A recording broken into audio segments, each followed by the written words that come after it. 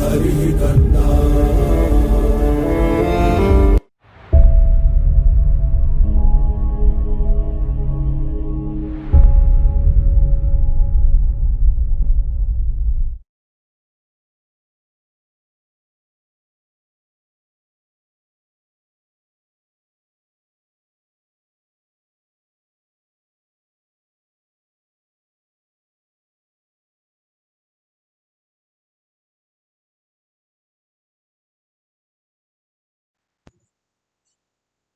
So now we will get some hands-on exposure on Terraform.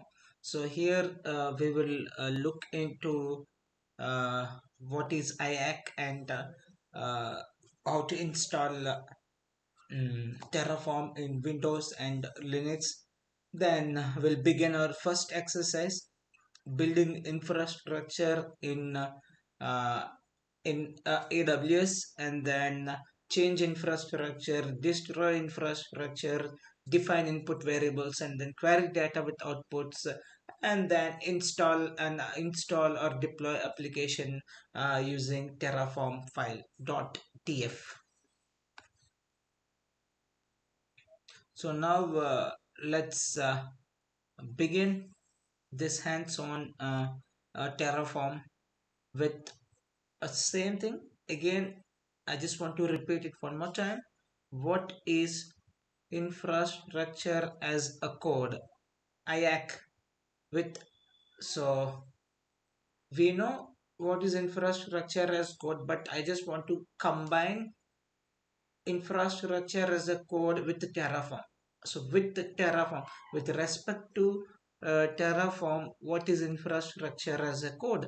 So infrastructure as a code, IAC tools allow you to manage infrastructure with configuration files rather than through a graphical user interface.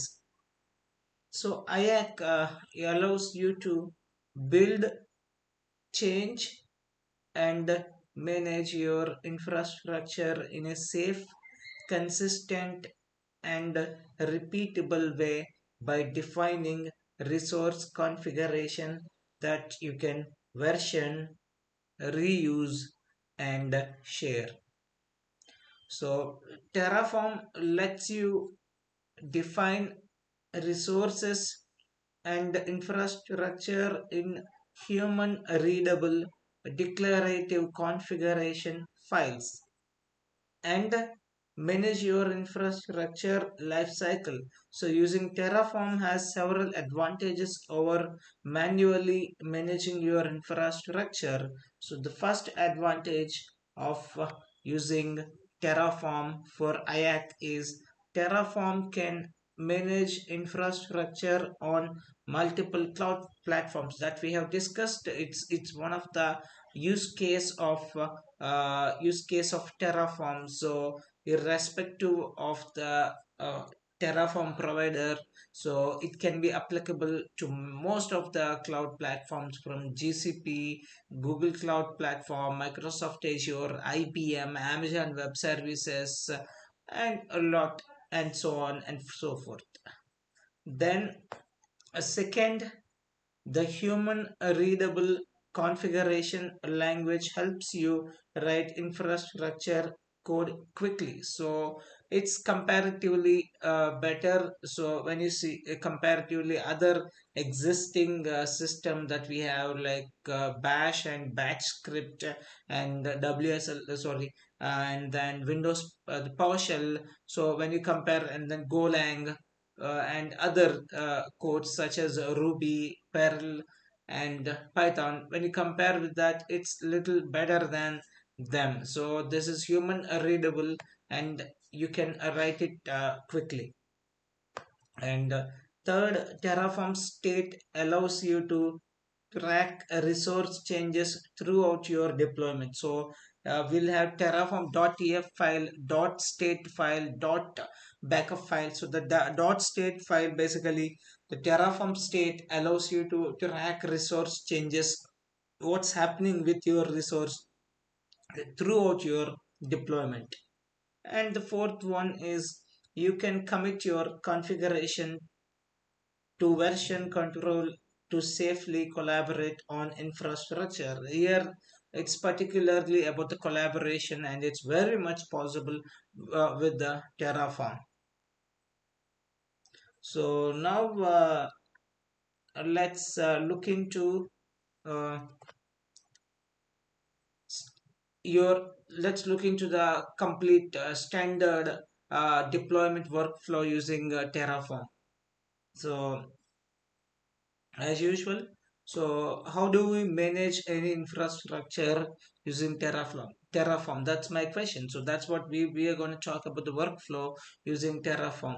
So Terraform plugins called providers, basically those are providers, let Terraform interact with the cloud platforms and other services via their application programming interfaces, API. So Hershey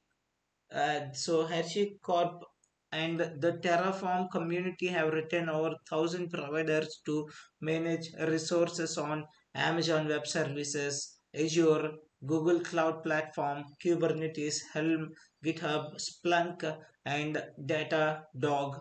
So just to name a few. So find providers for many of the platforms and services you already use in the Terraform registry. So if you don't find the provider you are looking for, you can write your own. So you can customize your own, you can create your own Terraform provider itself. So let's look into the standardized, just standardize your deployment workflow.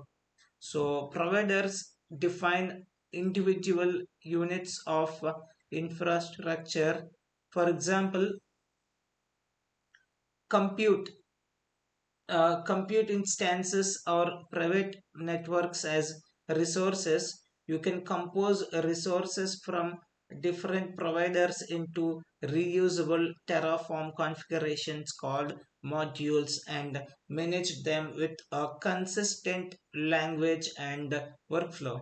So Terraform's configuration language, as we have discussed earlier in earlier slides, it is declarative, meaning that it describes the desired end state for your infrastructure, in contrast to procedural programming languages that require step by step instructions to perform tasks. Terraform providers automatically calculate dependencies between resources to create or destroy them in the correct order. So to deploy infrastructure with Terraform, so we the following is the flow that normally we follow, that you can see on the screen step by step. The first one is to scope. So what scope? Scope is to identify the infrastructure for your code. So for your project. So here practitioner who wants to do who wants to use IAC infrastructure as code and Terraform. So this is your first step. So the practitioner will write infrastructure as code. So their piece of code is ready here. So and the most important aspect, the flow in deployment flow, is scope. Identify the infrastructure for your project. What do you want to use, which cloud you want to use, and which service you want to deploy, all the things that is. And what's the size, what is the RAM, what is the memory. So all those things you have to identify the infrastructure for your project. That will be done by the practitioner, and he will write the piece of code .tf file. So then other. So so once infrastructure as a code, so that's done. So then obviously you have to plan it, as we have discussed earlier. Terraform plan, you have to give that command, and after the plan is done, then you give Terraform apply, and then all the changes will be applied to the respective resources through the cloud, through the Terraform provider. The Terraform provider could be Amazon Web Services or Google Cloud or or IBM or Azure or anything. So then through that it goes and it will create either database or just normal instance or any kind of resource or any kind of service that you want to create. So that is the standardized deployment workflow. So now we are also talking about the overall steps or stages in the flow in this workflow. So the first one is scope, as we have discussed earlier, and then the second one is author. So author, he writes the configuration for your infrastructure. So this is the infrastructure configuration. This guy is the practitioner, this guy is our author, and this guy has written infrastructure configuration. So then it'll initialize. That's how a step-by-step procedure that we follow. So we are going to do this all practically in our exercise, but you just remember the each phase of this deployment workflow. So first one is scope and second one is author, and then third one is initialize. Initialize is nothing but install the plugins Terraform, and install the plugins Terraform needs to manage the infrastructure. And then after that, plan. So plan is also very important without you using the plan command, don't directly go to apply. So plan is like it preview the changes Terraform will make to match your configuration, and finally once all done you go for the apply command. So make the planned changes by applying the changes to the respective resource. So in addition to that, you track your mm, so after the apply. So in addition to that, you can track your infrastructure. Terraform keeps a track of your real infrastructure in a state file that's called dot state file. So which acts as a source of truth for your environment. Terraform uses the state file to determine the changes to make to your infrastructure so that it will match your configuration. And as usual, as we have discussed earlier, so the collaboration is one part that's very important in this. So to wrap this workflow, so deployment workflow, as usual, initially we have to look into the scope of the project. So basically we have to identify the infrastructure that is required for our project. Then based on that requirement, our author will write the configuration file for our infrastructure. Once configuration file is ready, then you use Terraform init basically to initialize, to install the plugins Terraform needs to manage the infrastructure.